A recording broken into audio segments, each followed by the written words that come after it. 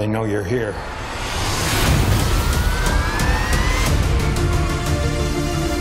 You do not know what pain is yet. You will learn. Bring it to me.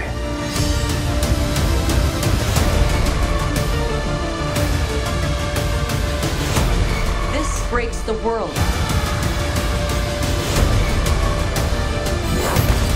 We have to go. I'm coming with you.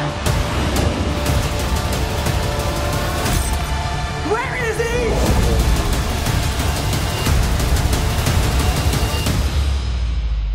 The future of the species is finally unearthed.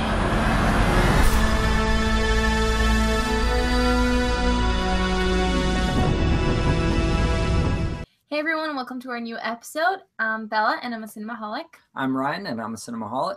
And I am Spencer and I am a Cinemaholic as well. And today we are finally talking about a long anticipated sequel, Blade Runner 2049, which is directed by Denis Villeneuve and is written by Hampton Fancher and Michael Green. And Hampton Fancher is one of the original screenwriters of this.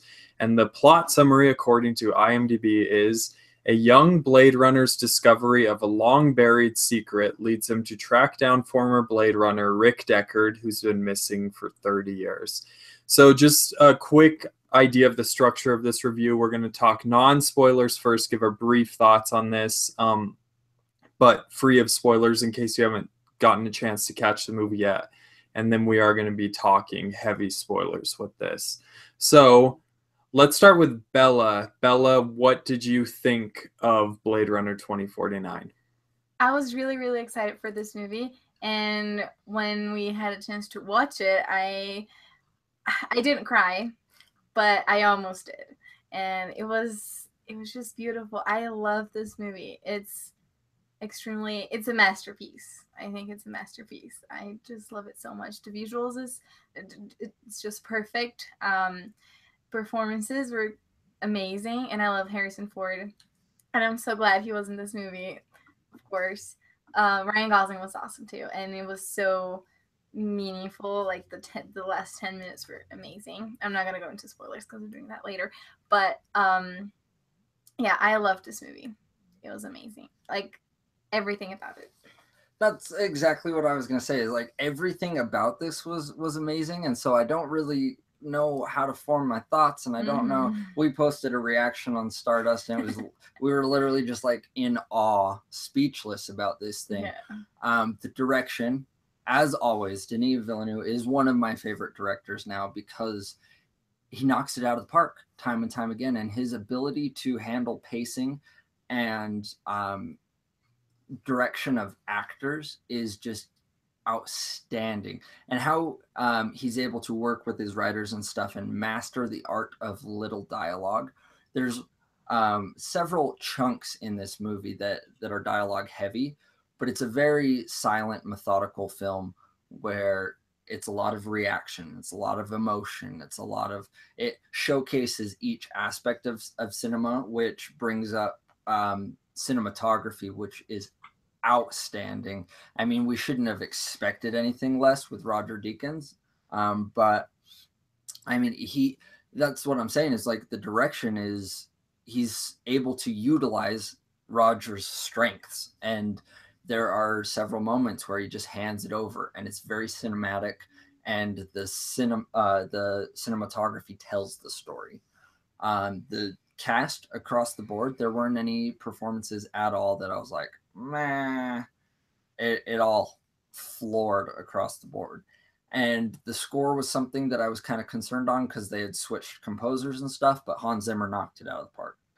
Fantastic. If I was to bring up gripes, it doesn't detract from my movie going experience. I feel like the marketing could have been handled different, and I'll go more in depth in spoilers. I felt like there was a better way that the marketing could have taken place. And that's about it. That's really my only downsides to this movie. So the marketing, so not really anything related to the movie other than how it was advertised, you mean? Yeah. And a specific trailer and a specific focus in the marketing, I thought there was too much emphasis. I'll just talk We'll about talk. Yeah, let's talk about that in spoilers. Okay. Yeah, we're all on the same page. This movie is freaking amazing. Like, I expected this movie to be good. I mean, it's Denis Villeneuve, and like Ryan said, we've gotten to the point where this guy's so consistent that you just kind of come to expect something special whenever he comes up to bat. He's gonna, like at least hit a triple. And this movie's a full home run as far as I'm concerned. I think that this is probably the best movie that he's done so far. I've seen the movie twice now, and I thought the second time I'd be able to pick up on something that I disliked about it, and really, I can't think of anything off the top of my head. I think that this movie, the thing that surprised me the most about it was the structure of this movie is really, really great. And the pacing and the way that this movie tells the story and goes about putting us into this experience with this character of Kay, played by Ryan Gosling, is so good. And I would even argue that this one's better than the original, which is something I know is going to be a bold statement and lots of people probably are disregarding it.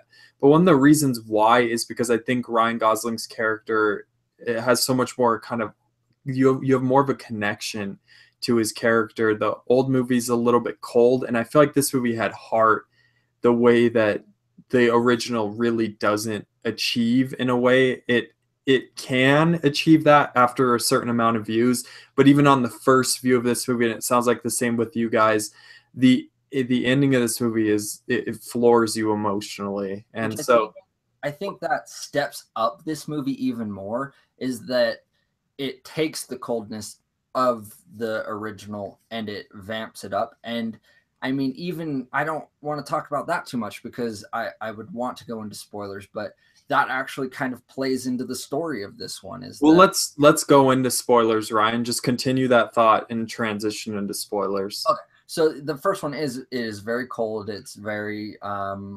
anti-relationship, and it's just kind of like it portrays the segregation, which this one continues, but this one expounds upon that, and we go into discovering that Harrison Ford and Rachel had a baby, and that kind of just explodes everything. That even from this cold, now we've got heart, now we've got love, we've got relationships, and we've got possibilities of a future and posterities that are just brought into this world now that are even more meaningful than they would have been, because you knew that that wasn't even conceived in the first one. No one could have thought that's where it was going. And then you've got this and it means a lot more. Bella, do you have anything to add spoiler wise? Let me see.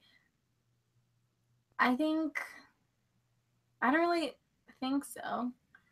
One thing I thought was really interesting, I think the whole point of the movie is the relationship wise idea, and like you said, it's very different from the original. And one thing I really liked, I don't really think it's spoilers or anything, but you can go spoilers. We're in spoilers. Oh, okay, yeah, because like in the first movie, it's really slow, like this one as well, and they have the same pacing. They're very similar, and those scenes where they're all yellow and they're like the shadows, it was just perfect. I love those scenes. They were my favorite. And one thing that I thought was really strong too is when the lady, she's born, I think.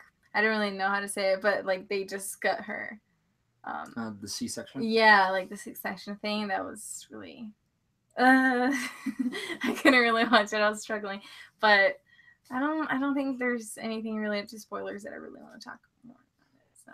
Well, I have a lot. Well, not a lot, too, but you not that I cut can think off right now. So. Yeah, so you go and then I'll chime in. What I was going to say, and I'm sure, yeah, you'll have things to add with this, is the thing that I love about Blade Runner the most. And I want to start off by saying that, like, this thing is one of the best sequels ever put to film, in my opinion.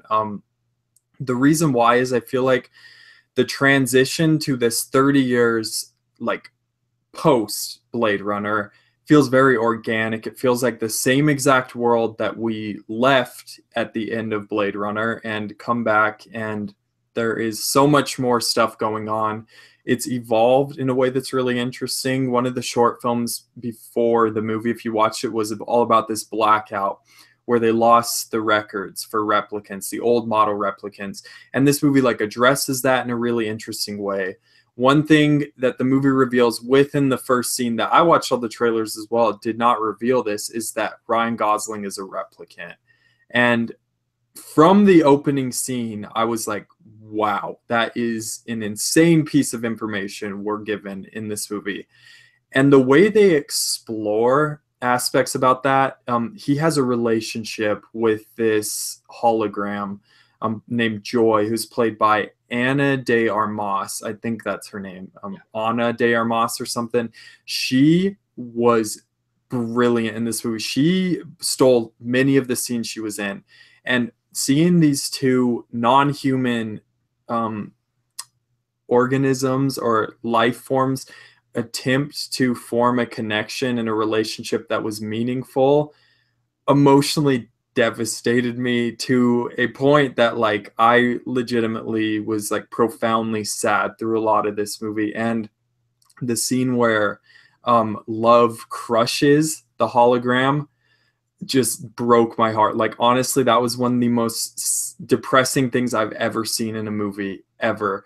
And another thing I want to talk about real quick, and then I'll hand it off to Ryan, is this whole storyline of him trying to find this child and having the memory of this horse and thinking that it's him and he's part of this greater, you know, there's a greater story to him and he has a greater meaning, and discovering at the end that he does not, he's just like a robot basically, was crushing. That final shot of him laying down in the snow and then playing the music that they played with Roy Batty in his whole Tears in Rain speech. I've seen things you people wouldn't believe. Attack ships on fire off the shoulder of Orion. I watched sea beams glitter in the dark near the 10-house gate.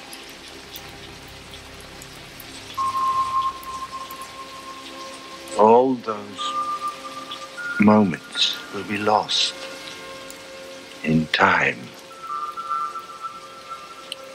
like tears in rain. Was one of the most powerful things I've ever seen in a movie. It hit me in the gut, and I think that scene proves that sometimes not saying something is so much more powerful than saying something. I 100% agree. I think the way that everything was handled was so expertly done.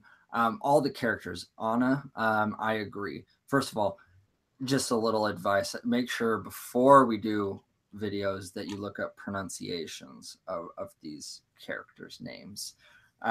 But she and everyone all across the board, they were all so good and handled well. I was a little worried before I saw the shorts about Batista being in this movie, because he's not the best actor. The one thing that James Gunn has mastered is how to utilize him as Drax. And that's why it works so well, is because they don't ask him to do anything that he couldn't do. But then I saw the short that he was in, and I was excited to see Batista in this movie. And I was like, whoa, that's something I didn't expect from him. And so that is actually kind of a little bit of a negative, that I was like, they killed him so fast.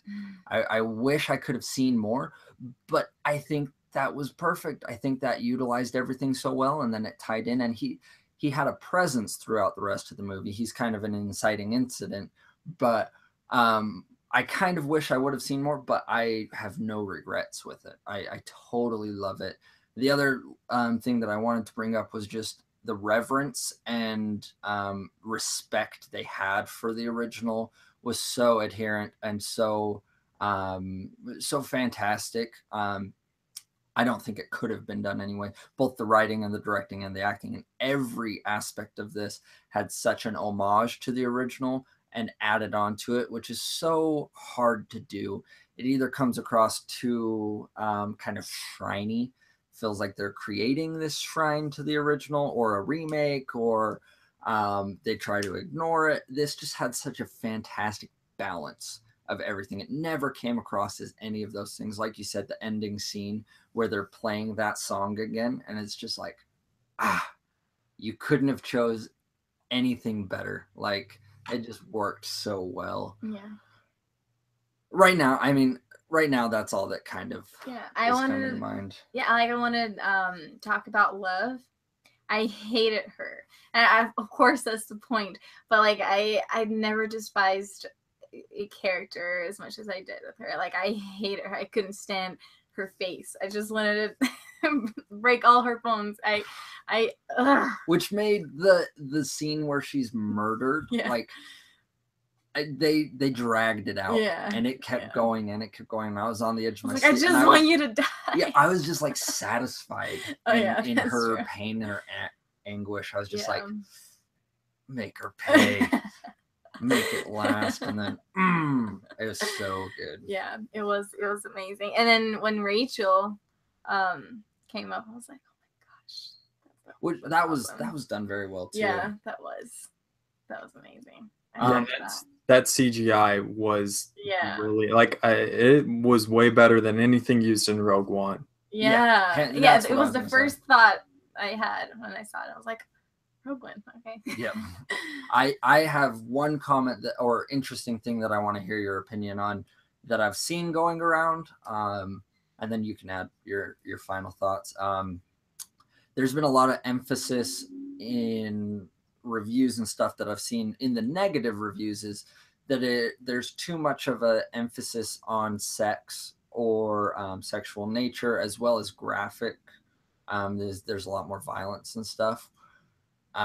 Did that distract you? Do you think it was necessary? Personally, I feel like there was a bigger emphasis on both of those things, but I think that was kind of the point. I mean, that was a big emphasis. This whole movie is about a replicant having sex and giving birth, which my final thought is I'm glad that they never officially stated if Harrison Ford was a replicant or not.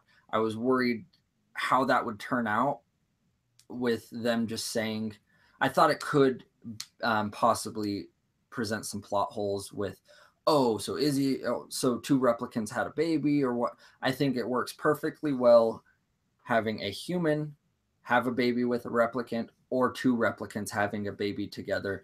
Either way, however you want to look at it, it still keeps the story engaging and intriguing and keeps everything intact.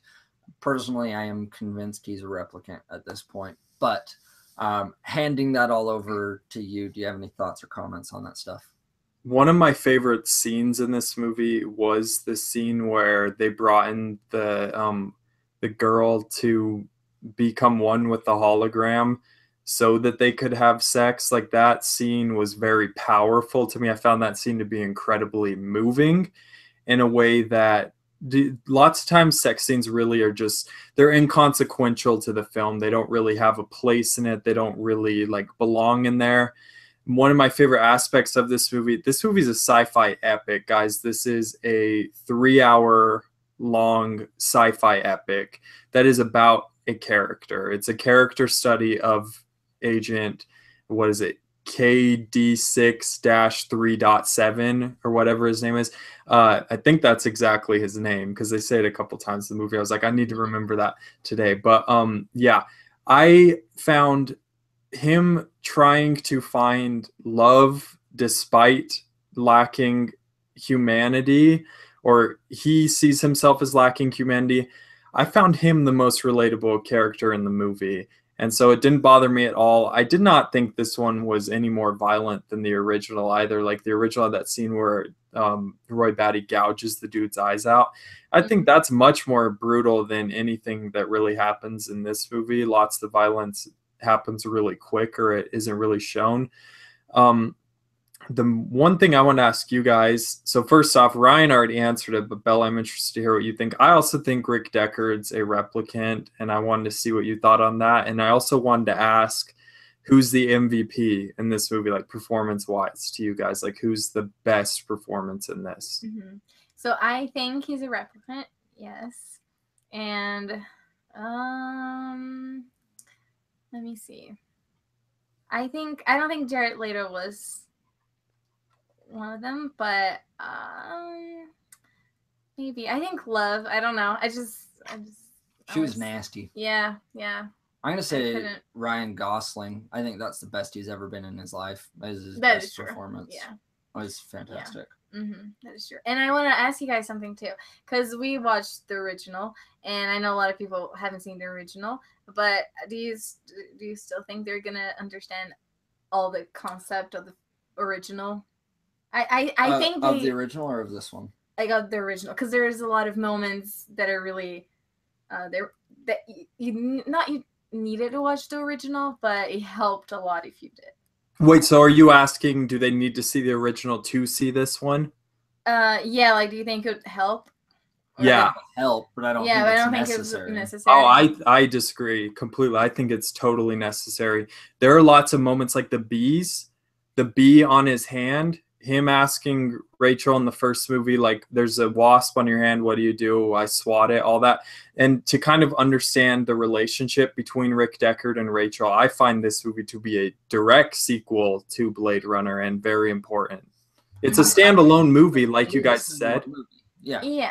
But I think that in order to understand this universe, how it operates, kind of like the replicants as a whole and their view on humanity, I think it's a necessity to see the first one. All right. Well, does anyone have any? I want to bring up my final thing, if that's all right. Go for it. Just the marketing. The one thing that and it's not even something that like turns me away by any means. I just feel like they focused a lot in the marketing on Harrison Ford being in this movie, and he literally doesn't even show up until 2 hours into the movie. So, and in the moment, like, it didn't even faze me. I didn't even care. I could have made it through the whole movie without seeing Harrison Ford, just because Ryan Gosling's character was so intriguing and relatable. But as soon as I did see Harrison, because that's the cinematography and the color and everything in that scene is so memorable. As soon as he in Vegas walks through the doors of the casino, I was like, that was that trailer that I saw. And I tried to avoid a lot of the marketing. So maybe it was just the one trailer I saw, but he walks in the gold room and I was just like, that was the trailer. He's going to see Harrison Ford. It's been 2 hours. Like that was the first thing they showed. And that's like late second act stuff. So I feel like they probably shouldn't have stayed away from like marketing him by any means, but there shouldn't have been a huge emphasis because this movie isn't about him. I mean, it is because he's what causes the revolution, but at the same time, I don't think you needed to rely on that. I agree. Sorry, go ahead. No, I was just saying I agree. Oh, okay. Yeah, I think, well, it's marketing, so they have to get people to watch the movie somehow, you know, and Harrison Ford, of course, everyone's going to watch his movie if he's there, and I think since it's a heavy movie and it's really, really long, a lot of people will be kind of not frustrated, but disappointed, I think. Some people, I don't think it's for everyone. Right. So maybe that's why, but I agree with you. I totally understand. It's like, it's exactly the same thing as the Chewie We're Home moment. I mean, to see that Harrison Ford put a stamp of approval on this and he was in it and supported it and that it is a continuation of is so important and vital. But at the same time, being nitpicky, if I had to come up with something that bugged me about that, and it didn't even bug me. It's just like, could have done that different, but whatevs. Exactly. Cool. Well, let's score this thing. That's exactly what I was going to say. I'm giving it a 10 out of 10. Me. We're all just like giving this like high score. You made a comment the other day saying that this is your favorite. I am this close to saying this is my favorite, but I need that second viewing to confirm that favorite of the year. It's excellent. I came out of the movie thinking I was very depressed, and I was like, I'm sad that Matt Clark will never see this movie because he hates nudity so much. This is a movie that I'm genuinely sad that people won't experience this. It's an experience. We saw it in IMAX, and I was surprised it was in IMAX 2D, and there's no better way to see this. The sound, the scope, the epicness. Go see this in IMAX. Yes. I'll give it a 10 out of 10 as well. I just think it's perfect. And how you said the nudity part. So that scene when that girl's born and they kill her right after. It's not like there's nudity, but it's not being sexual or anything, you know. It's just like showing the human body. And I know there are a lot of parts in this movie that were sexual, yes, but it's just, you know, a human being. There's no problems with that. So I don't know. It's just it kind of annoys me too, like you said. But anyway, that's not the point. 10 out of 10. I really liked it. Yeah, of course I'm giving this a 10 out of 10.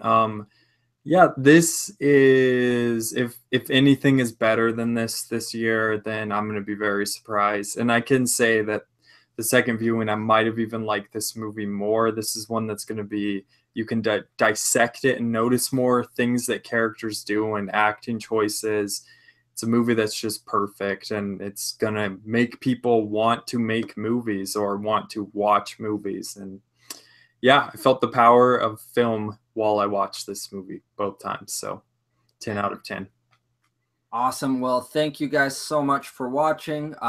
This was an awesome movie. Please go watch this movie. Support everyone involved. I want this to become what Arrival was last year for multiple outrageous reasons, but mainly because, you know, Denis was able to last year take a sci-fi indie and make it a blockbuster, and people went to see it. And I want this to be the same thing. And I think Spencer even told me that this was officially an indie movie, independently funded and then distributed. Is that correct?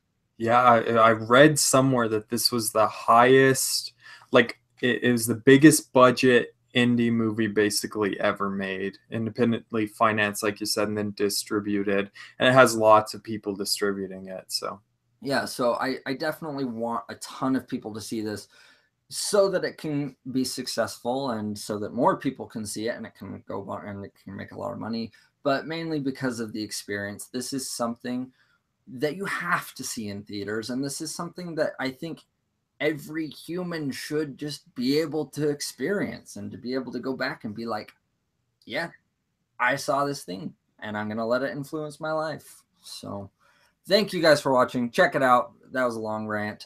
Follow me on Twitter and Stardust and Letterboxd at Rye_Gordon. You can follow me on Twitter at BellaRomano_ and on Stardust and Letterboxd, Bella Romano. you guys can follow me on Twitter, Stardust, and Letterboxd as well at Spinny Hind. And thank you all very much for watching. Go see this movie, guys. Go support this, like Ryan said, and help support film and let this movie inform you and make the world a better place. And until next time, bye.